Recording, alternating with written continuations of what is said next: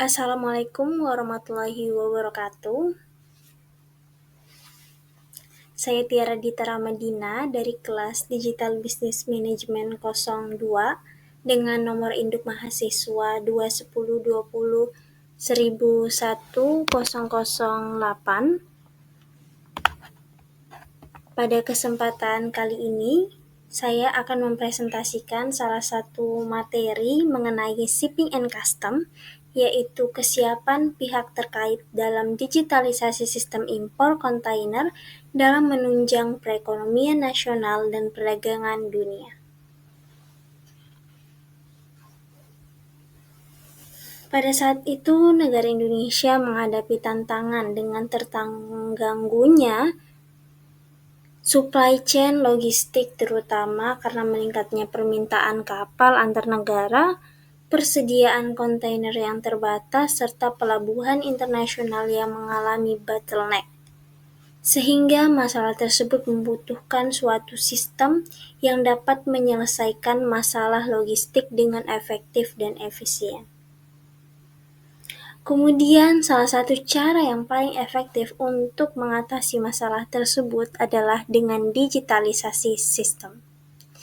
Digitalisasi yang dapat menjawab tantangan bisnis maritim secara global, mendukung kelestarian lingkungan melalui kegiatan operasionalnya yang bersih dan juga efisien, dan pada akhirnya akan menciptakan sinergi di antara semua pemangku kepentingan dalam bidang pelayaran, sehingga dapat menciptakan ekonomi nasional dan juga perdagangan dunia.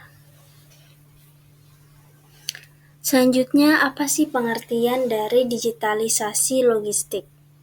Digitalisasi logistik sendiri merupakan proses di mana teknologi digital yang diterapkan ke seluruh aktivitas operasional logistik, mulai dari penyimpanan, penyiapan, sampai dengan layanan transportasi ataupun pengiriman barang. Kemudian untuk digitalisasi logistik sendiri, mengapa penting untuk diterapkan? Karena digitalisasi sistem ini dapat menciptakan kecepatan, fleksibilitas, dan efisiensi baik secara waktu, sehingga perusahaan dapat terus memenuhi kebutuhan pasar yang disertai dengan peningkatan bisnisnya.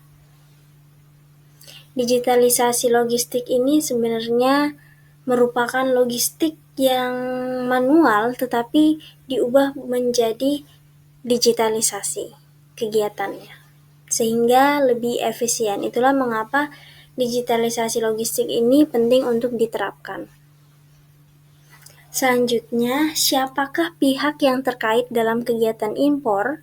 Di dalam kegiatan impor ini terdiri dari importir, MKL atau PPJK, freight forwarder atau perusahaan ekspedisi, shipping company, perusahaan pelayaran, perusahaan asuransi, bea cukai, dan juga bank.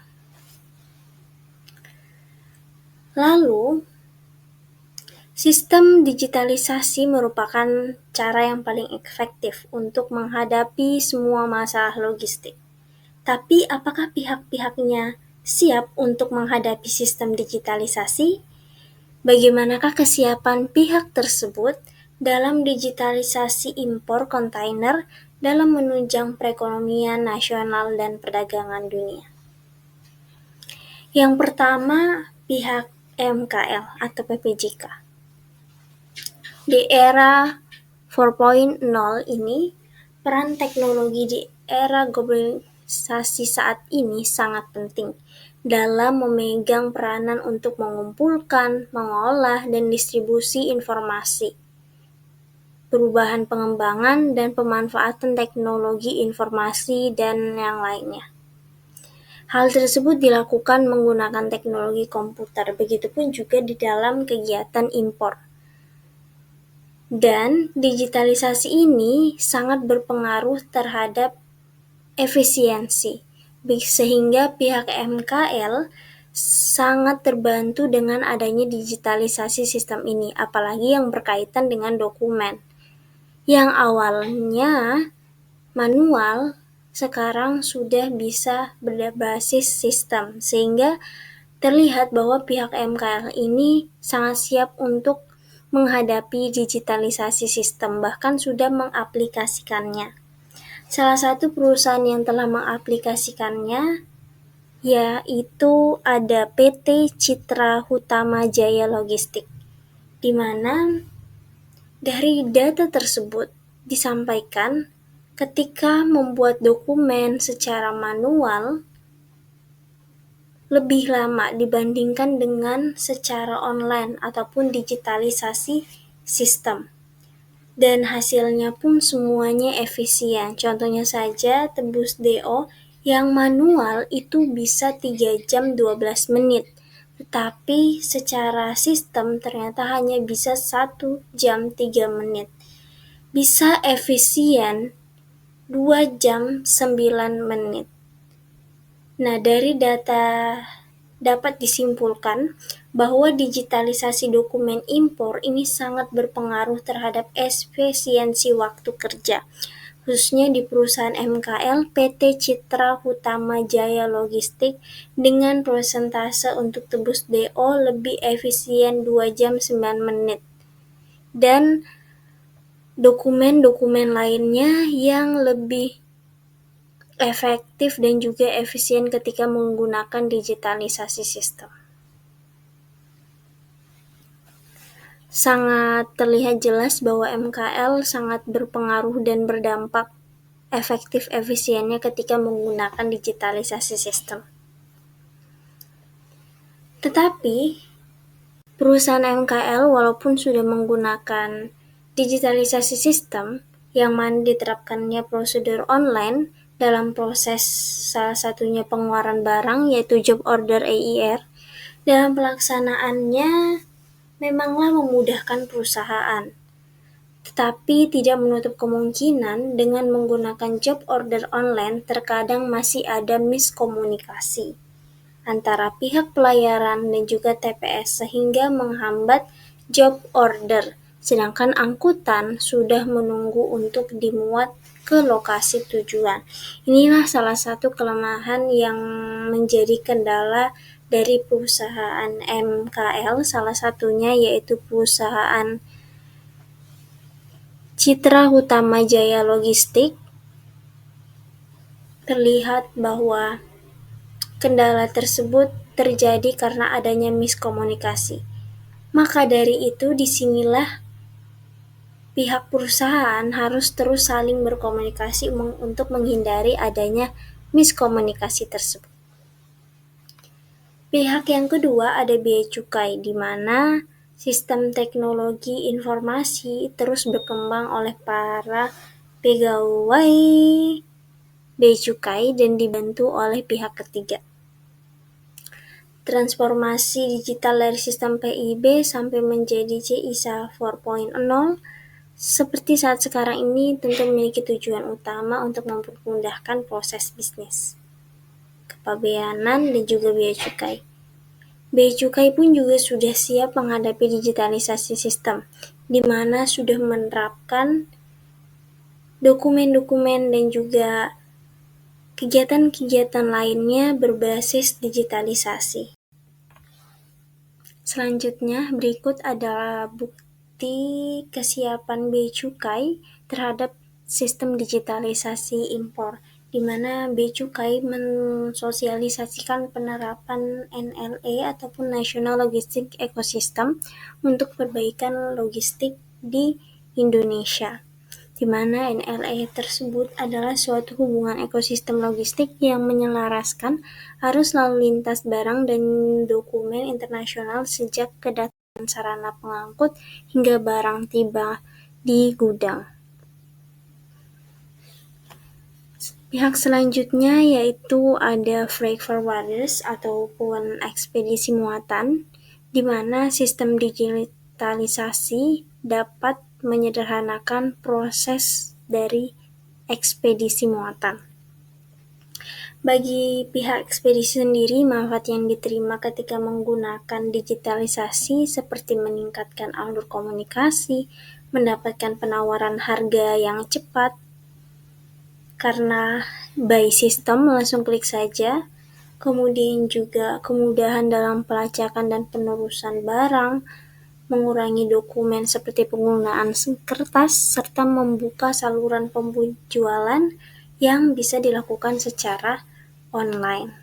Sehingga dapat dikatakan sudah seharusnya sebagai garis terdepan ekspedisi muatan ini dalam dunia pengiriman barang harus siap menghadapi digitalisasi.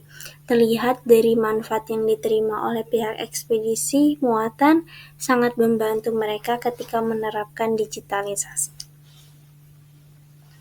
Kemudian pihak yang keempat ada pihak bank, yaitu pihak bank siap untuk mendukung upaya pemerintah dalam kegiatan logistik di Indonesia dan menjawab tantangan perkembangan teknologi digital.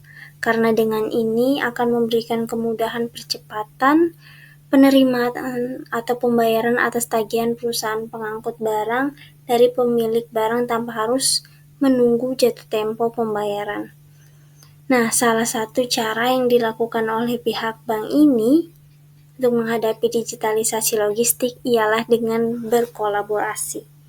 Dalam kolaborasi ini, pelaku usaha pemilik barang akan dapat mengakses fasilitas invoice financing ataupun pembiayaan atas dasar akseptasi invoice yang terintegrasi pada platform. Dan pastinya sistem ini dapat memudahkan berbagai pihak, dari pihak importing ataupun juga pihak pengangkutan barang.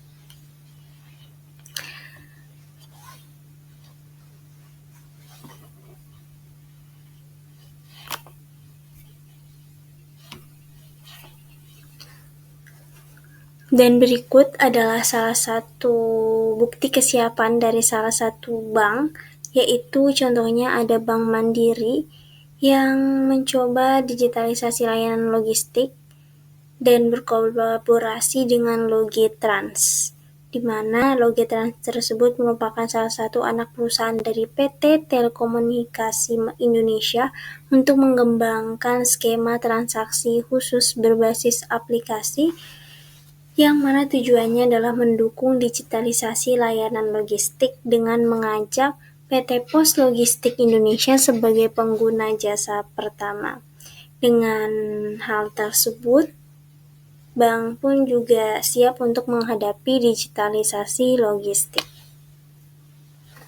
Kemudian ada perusahaan pelayaran, di mana perusahaan pelayaran merupakan salah satu perusahaan yang harus beradaptasi dengan transformasi di era saat ini. Dalam upaya menerapkan digitalisasi kepelabuhanan dan memperbaiki kondisi logistik di Indonesia, pemerintah telah membangun NLE untuk membantu perusahaan pelayaran, yaitu National Logistic Ecosystem. Dari transformasi digital juga membutuhkan talenta digital yang kompeten sebagai pelaksananya. Ini pun yang menjadi tantangan dari pihak perusahaan pelayaran sendiri, harus paham akan teknis dari digitalisasi. Kemudian yang keenam ada Pelindo ataupun Pelabuhan Indonesia, di mana PT Pelabuhan Indonesia pun ataupun juga Pelindo ini sudah siap menghadapi digitalisasi sistem, bahkan sudah menerapkannya juga. Dari standarisasi dan digitalisasi tengah gencar diimplementasikan secara bertahap oleh Pelindo. Salah satu bukti kesiapannya ialah ketika Pelindo Solusi Digital menampilkan aplikasi andalannya, yaitu Pinisi PTOSM dan Palapa sebagai layanan digital seaport yang merupakan sistem informasi yang netral, intelijen, dan aman untuk memfasilitasi pertukaran data maupun dokumen. Terlihat jelas bahwa Pelindo sangat siap akan digitalisasi sistem impor untuk mendukung ekonomi nasional dan juga perdagangan dunia. Baiklah, dari yang sudah saya paparkan mengenai materi kesiapan pihak terkait dalam digitalisasi sistem impor, dapat saya simpulkan bahwa masing-masing pihak yang terlibat sudah menerapkan digitalisasi dengan walaupun masih ada yang mengalami kendala. Digitalisasi ini sangat penting untuk diterapkan, maka dari itu penting untuk pihak-pihak impor mengetahui teknis digitalisasinya, karena pastinya sistem ini akan memudahkan dan membuat pekerjaan menjadi lebih efektif dan efisien. Terbukti dari semua pihak yang telah menerima manfaat ketika menerapkan sistem digitalisasi impor untuk mendukung ekonomi nasional dan perdagangan dunia. Sekian presentasi yang dapat saya sampaikan. Wassalamualaikum warahmatullahi wabarakatuh.